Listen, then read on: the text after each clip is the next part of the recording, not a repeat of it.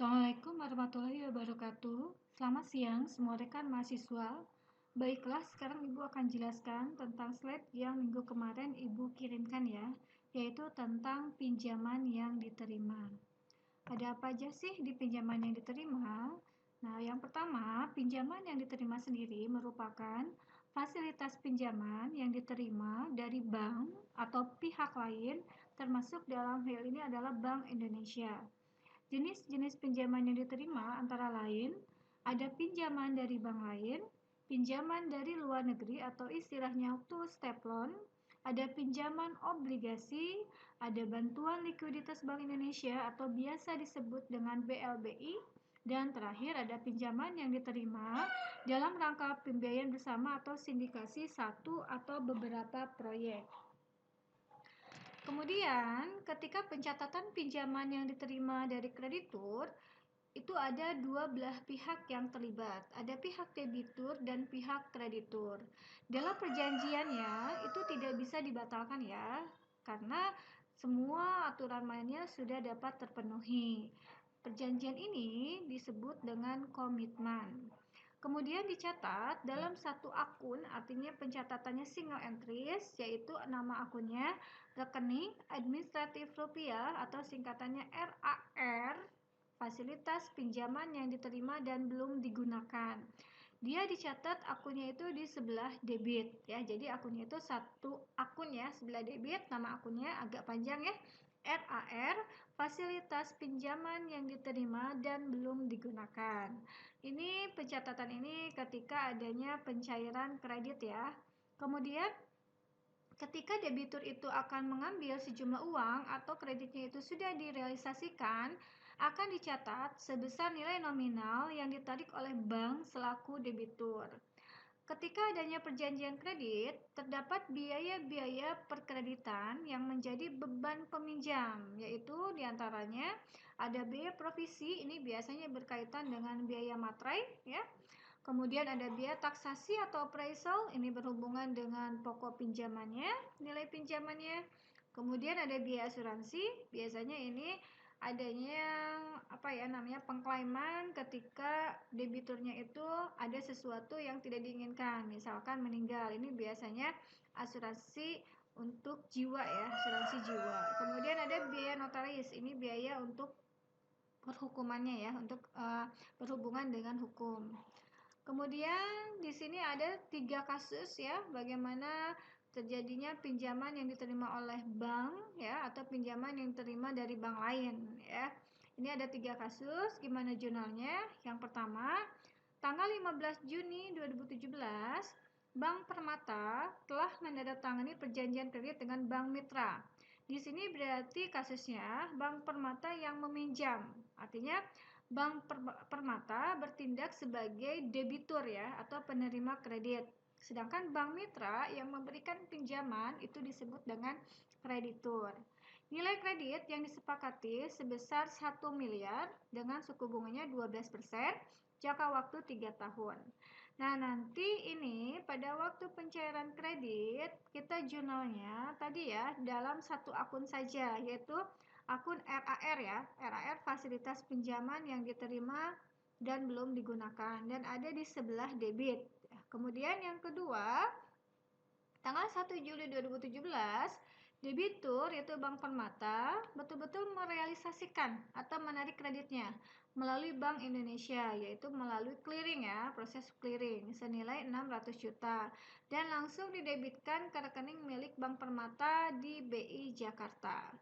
Dan terakhir tanggal 5 Juli ini sama dengan tanggal 1 Juli, Bank Permata menarik kredit lagi di Bank Mitra Niaga Jakarta sebesar 400 juta. Langsung didebitkan ke rekening Giro Permata di Bank Mitra Niaga. Nah, bagaimana jurnalnya? Jurnal yang pertama adalah ketika adanya pencairan kredit ya. Tadi dia ada di sebelah debit, hanya satu akun. Jurnalnya rekening administratif rupiah atau RAR, fasilitas pinjaman yang diterima dan belum digunakan sebesar 1 miliar. Kemudian tanggal 1 Juli adanya proses realisasi yang merupakan clearing dengan BI ya. Nah, pertama kita akan mengkredit sendiri atas akun yang didebit sebelumnya ya. Berarti ada pengurangan atas RAR fasilitas pinjaman yang diterima dan belum digunakan sebesar nilai yang direalisasikan, yaitu 600 juta. Kemudian, bank akan mencatat, karena dia clearing terhadap BI, maka dia di debitnya penambahan giro BI ya, dan di kreditnya baru pemunculan pinjaman yang diterima, yaitu sebesar realisasinya 600 juta. Tanggal 5 Juli juga sama, adanya realisasi, cuman ini bukan proses clearing, tapi realisasi dari bank yang memberikan kreditnya. Maka sebelumnya kita kredit dulu ya, tadi RAR fasilitas pinjaman yang diterima dan belum digunakan sebesar nilai realisasinya 100 juta. Dan kemudian kita jurnal debitnya, giro bank lain, kreditnya, pinjaman yang diterima. Nah, seperti ini pencatatan jurnal atas pinjaman yang diterima dari pihak lain atau dari bank lain. Ya. Jadi, intinya jurnal itu pada saat pencairan kredit ya, atau pada saat si kreditur memberikan pinjamannya kepada debitur. Ingat, jurnalnya satu akun di debit RAR fasilitas pinjaman. Kemudian pada saat pencairan atau penarikan oleh bank debitur, kita catat ketika adanya clearing, debitnya giro, kreditnya pinjaman. Gironya giro BI ya, karena proses clearing lewat BI. Tapi jangan lupa sebelumnya ada pengurangan terhadap RAR. Dan sama tanggal 5 Juli juga, cuman ini pencairannya di bank peminjam ya, atau bank kreditur. Maka di debitnya bukan giro BI, tapi giro bank lain. Nah, seperti ini jurnal untuk pinjaman yang diterima dari bank lain. Sekarang pinjaman two-step loan atau disingkat dengan TSL ya. Ini tadi merupakan pinjaman dari luar negeri ya, atau pinjaman yang diberikan oleh lender sendiri dalam bentuk konsorsium kepada pemerintah. Jadi ini lewat pemerintah RI ya, pemerintah Republik Indonesia. Nah, kemudian pinjaman ini biasanya katanya ditujukan kepada proyek yang bertujuan mengembangkan industri kecil dan menengah untuk menunjang perekonomian. Pinjamannya berupa barang modal ya, atau tenaga ahli, atau berupa devisa. Pemerintah meneruskan pinjaman kepada namanya Participating Financial Institution atau PFI ya, dengan suku bunganya yang ditentukan oleh pemerintah. TSL ini atau two-step loan biasanya jangka panjang. Dia berjangka waktu 15 sampai 20 tahun sehingga diakui sebagai equity. Biasanya kalau jangka panjang itu langsung akan penambahan terhadap modal.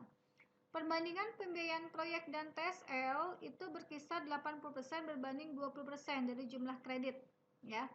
Artinya misalkan kalau pembangunannya 100 juta, yang dicairkannya cuma 80%-nya gitu ya. 80 juta. Jadi tidak semua pembiayaan kredit itu dibiayai oleh pinjaman. Jadi hanya sekitar 80% ya. Untuk TSL yang tidak ditarik, misalkan pinjaman two step loan ini tidak ditarik oleh banknya atau tidak diambil ya. Nah, si PFI wajib membayar kepada pemerintah sejumlah biaya yang dibayar kepada lender oleh pemerintah, termasuk commitment charge. Nah, jadi ketika tidak ditarik itu ada biaya komitmennya berkisar 0,75% per tahun ya. Dan ini jurnalnya. Jurnalnya ada beberapa tahapan. Pertama, pada saat persetujuan, sama jurnalnya di debitnya satu akun RAR fasilitas pinjaman yang diterima dan belum digunakan. Kemudian pada saat realisasi atau kreditnya diambil, ditarik ya, kita akan sama juga mengkredit kembali atas RAR fasilitas pinjaman yang sebelumnya didebit. Kemudian kita akan mendebit giro BI apabila ini dicairkan lewat BI ya, proses clearing, dan kreditnya pinjaman yang diterima TSL. Nah, karena tadi ada bunga yang ditetapkan, maka ada penyesuaian bunga apabila ini dicatatnya akhir tahun, 31 Desember. Yaitu kita catat sebagai adjusting entries atau jurnal penyesuaian. Mencatat bunga yang masih harus dibayar. Jurnalnya seperti biasa, debitnya biaya bunga, kreditnya biaya bunga harus dibayar. Dan pada saat pembayaran bunga, karena tadi rekening giro BI kita bertambah, karena ada pembayaran, berarti giro BI kita berkurang.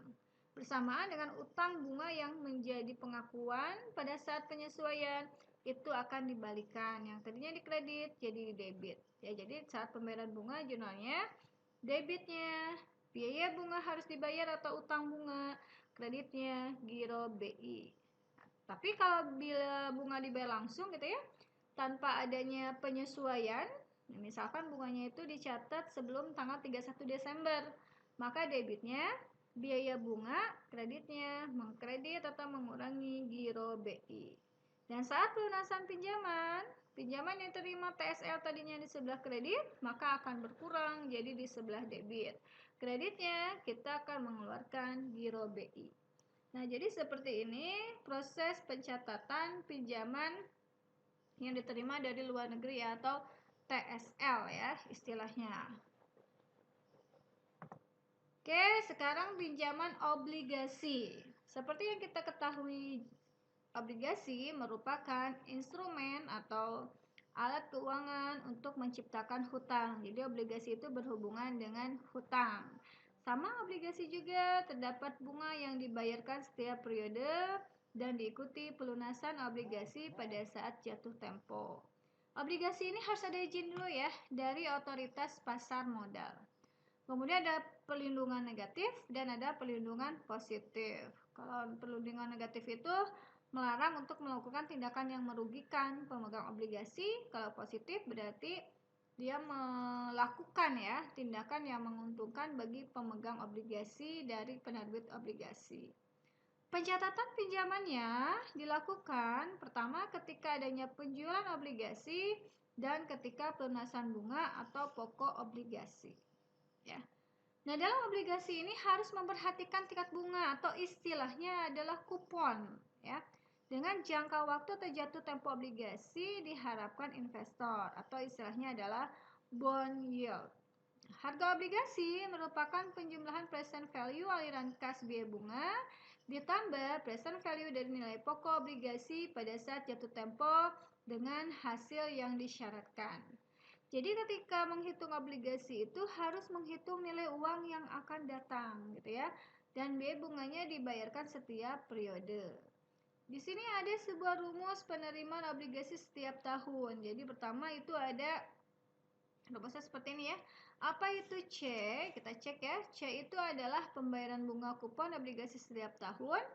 Kemudian P-nya sendiri harga obligasi atau nilai obligasi. N-nya periode tahun ya sampai jatuh tempo berapa tahun obligasinya. Kemudian tingkat presentasi diskonto ya sebesar atau dengan simbol R dan nilai pokok atau prinsipal obligasi ya. Ini dua rumus ya. Kalau yang ini kalau per 2 ini berarti rumus penerimaan setengah tahun. Kalau tadi berarti yang tidak ada dibagi 2 ini rumus penerimaan tiap tahun. Jurnalnya seperti ini ya, langkah-langkahnya. Jadi pada saat penjualan atau pada saat mengeluarkan obligasi berarti kita menerima kas dan kreditnya pinjaman. Cuman ketika nilai jualnya lebih tinggi daripada nilai obligasi, maka dia akan menerima agio ya atau laba. Agio itu pasti ada di sebelah kredit.